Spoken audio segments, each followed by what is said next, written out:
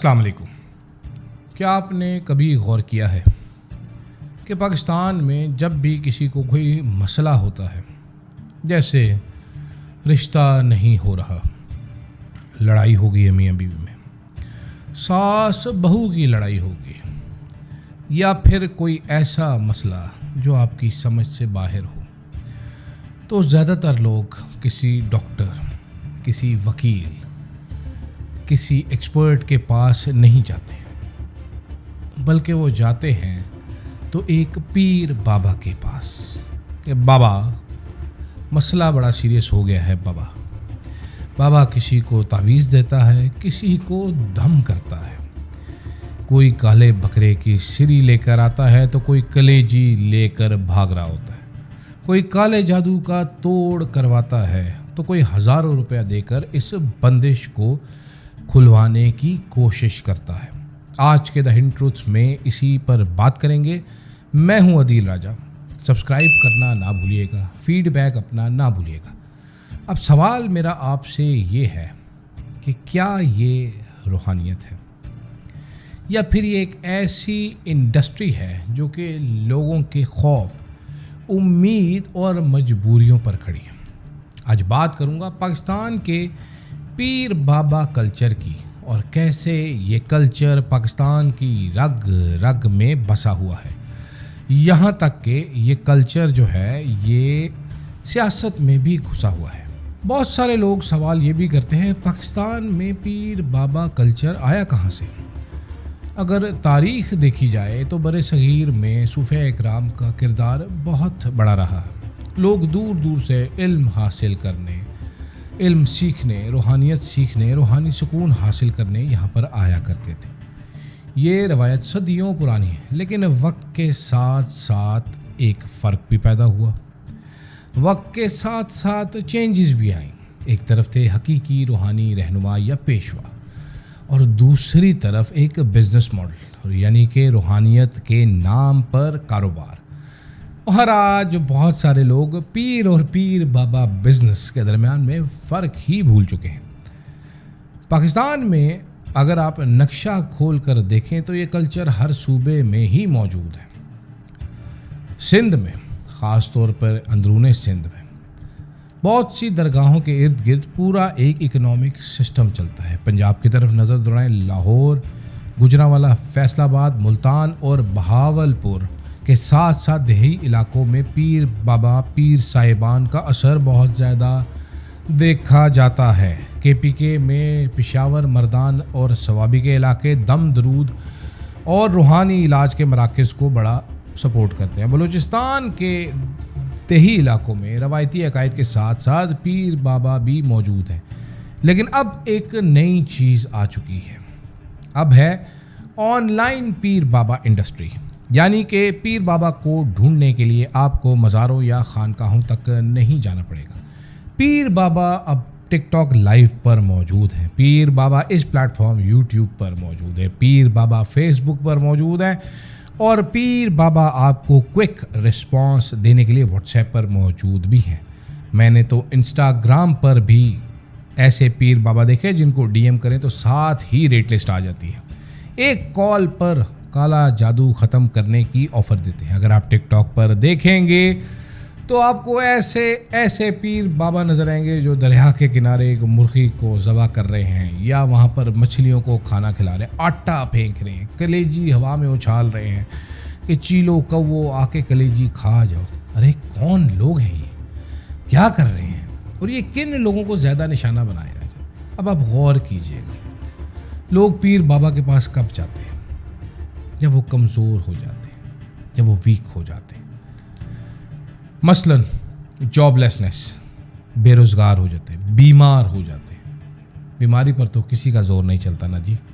बांझपन, बच्चे नहीं हो रहे। औरतों को सबसे बड़ा मसला कि बच्चे पैदा नहीं हो रहे। सास बड़ी ताने देती है, पीर जी बच्चा दे दो, पीर बच्चा भी देते और पता नहीं क्या क्या देते। तलाक के मसले, रिश्ते नहीं हो रहे ख़वातीन के, कारोबार में नुकसान हो रहा है, इम्तहानात का डर है। और एक मसला ऐसा है जो लोगों को समझ नहीं आता लेकिन वो पीर बाबा के आस्थाने तक ले जाता है, वो है डिप्रेशन, जो लोग समझते नहीं। यानी कि یہ وہ وقت ہوتے ہیں جب انسان کسی بھی امید کو پکڑنے کے لیے تیار ہوتا ہے. یہ بیسک انسانی نفسیات ہے. جب مسئلہ سمجھ میں نہ آئے تو انسان غیر معمولی وضاحتیں تلاش کرتا ہے کہ میرے ساتھ ایسا کیوں ہوا. پاکستان میں شاید ہی کوئی ایک ایسا موضوع ہو جس پر اتنی بات ہوئی ہو جتنی کالے جادو پر. وہ بات شروع کرتے تو کیا کہتے ہیں؟ جادو برحق ہے لیکن کرنے والا کافر ہے. اگر کسی بندے کا کاروبار خراب ہو جائے تو وہ یہ نہیں سوچتا کہ میں نے کوئی چول ماری ہے. وہ کہتا ہے بندش کروا دیتی ہے جی شریکہ نے. رشتہ اگر ٹوٹ جائے تو جادو ہو جاتا ہے. بیماری ہو جائے تو نظر لگ جاتی ہے. مسئلہ یہ ہے کہ بعض اوقات لوگ اصل وجہ تلاش ہی نہیں کرتے. مثال کے طور پر کاروبار ختم ہونے کی بہت ساری وجوہات ہیں. غلط فیصلے، مارکیٹ کی تبدیلی، بزنس آورز غلط ہونا، پروڈکٹ غلط ہونا، قرضے لینا. لیکن الزام سب سے آسان کیا ہے؟ جادو پر لگا دو. اور یہاں پر ایک اور خطرناک چیز ہے، وہ یہ ہے کہ اکاؤنٹیبلٹی ختم ہو جاتی ہے. انسان اپنی غلطیوں کا جائزہ لینا چھوڑ دیتا ہے. یعنی کہ امپروو نہیں کرے گا انسان. ایک اہم چیز بھی سمجھنے کی ضرورت ہے کہ ہر چیز کو ایک ہی رنگ میں نہیں دیکھا جا سکتا.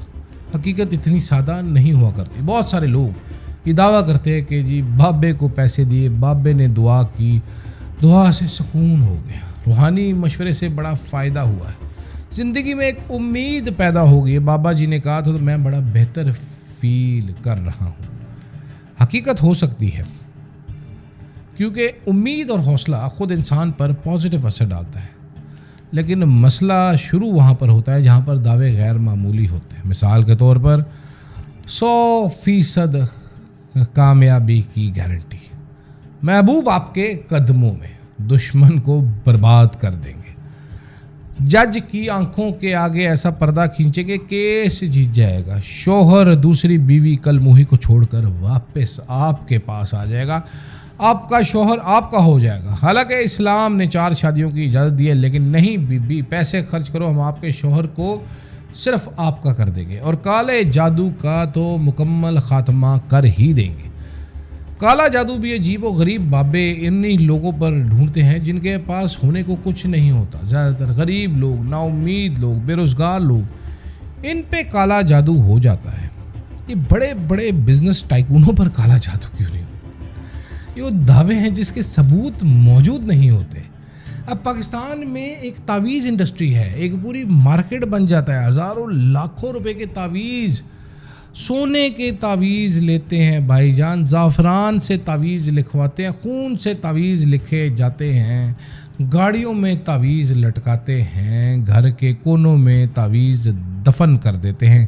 ایسے ایسے کام کرتے ہیں جن کا مذہب میں کوئی ذکر موجود نہیں. سوال تعویذ کا نہیں ہے، اس کے کاروباری استعمال کا ہے. اس انڈسٹری کا سب سے بڑا نقصان پیسہ بھی نہیں ہے، وقت اور امید ہے. اگر کسی بندے کو ڈپریشن ہے تو اسے ماہر نفسیات کی ضرورت ہے. آپ 2 سال اس پہ دم کرواتے رہتے ہیں. جب اتنی تاخیر ہو جاتی ہے ڈاکٹر کے پاس لے کے جاتے ہیں تو ڈاکٹر کہتا ہے جی ہن اینے نہیں بچنا. بچے کو سیکھنے میں مشکل ہے. تارے زمین پر آپ نے دیکھی ہوگی، ڈسلیکسیا ہے بچے کو، یا بچہ آٹسٹک ہے. آپ کہتے ہیں بچے کو جن چمڑ جاتے ہیں. ڈاکٹروں سے، وہ حکیموں سے مارے پڑواتے رہتے ہیں بچوں کو، ڈنڈے پھکیاں کھلاتے رہتے ہیں، بچے کو تعویذ باندھتے رہتے ہیں. مریض کو ڈاکٹر کی ضرورت ہے اور مریض صاحب پیر بابا کے پاس چلے جاتے ہیں. اپنی زندگی کا سچا واقعہ بتا رہا ہوں. ایک صاحب تھے اچھے خاصے پڑھے لکھے، ان کی ہمشیرہ کو کینسر تھا. 6 مہینے ایک پیر بابا سے دم کرواتے رہے. جگر کا کینسر تھا. پیر بابا پیٹ کے اوپر ہاتھ رکھ کے خاتون کے دم کرتے تھے کہ اب ٹھیک ہو جائے گا، اب ٹھیک ہو جائے گا. 6 مہینے میں خاتون مر گئی. اس کے بعد وہ صاحب کہتے پھرتے تھے کہ پیر بابا نے تو بڑی کوشش کی تھی جی، پر جادو بڑا سخت ہو جاتا سی. میں نے سمجھایا بھی اس کو کہ بھائی جادو نہیں، رپورٹ کہتی ہے آپ کی بہن کو جگر کا کینسر ہے، اس کا علاج کرائیں، کیموتھراپی کروائیں. نہیں مانے صاحب، دم ہی کرواتے رہے. غیر جانب سے اگر دیکھوں میں ویسے تو اس ساری انڈسٹری کے چیزوں کے کچھ مثبت پہلو ہیں. کچھ لوگ روحانی اجتماعات میں جا کر سکون محسوس کرتے ہیں، امید کی طرف آتے ہیں، دعا اور ذکر کی طرف آتے ہیں.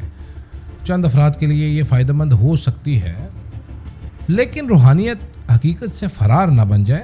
اس پہ ذرا خیال کیجیے گا۔ سوال یہ آتا ہے کہ کیا یہ سب جہالت ہے؟